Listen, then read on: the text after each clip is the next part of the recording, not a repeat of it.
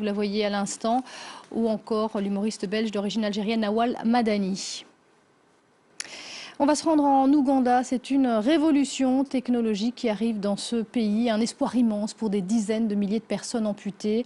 Les imprimantes 3D permettent de fabriquer des prothèses en une journée à peine. Reportage. Ce sont les premiers pas de Jessie avec sa nouvelle jambe.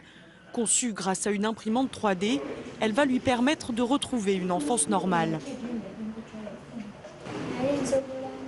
Avant, je pouvais aller chercher de l'eau.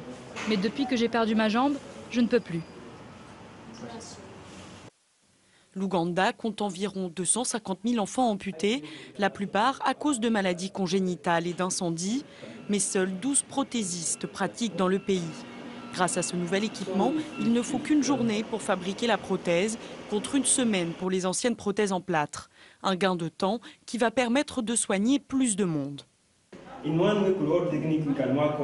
Avec l'ancienne technique, on pouvait faire 2 patients en une semaine, si on travaillait tous, si tous les autres techniciens étaient là. Mais avec la technologie 3D, le nombre de patients a augmenté. On peut en faire 10 ou 15 par semaine, ça dépend de la taille.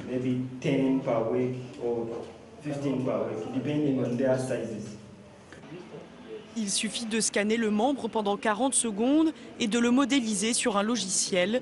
Puis l'imprimante fabrique la prothèse en maximum 16 heures. Plus rapide, plus précise, cette méthode est aussi relativement peu chère. Une prothèse coûte environ 3 € à fabriquer. Pour autant, cela ne suffira pas à appareiller tout le monde, faute de financement du gouvernement. Et c'est la fin de ce journal de l'Afrique. Merci d'avoir suivi. Restez avec nous. L'information continue tout de suite sur France 24.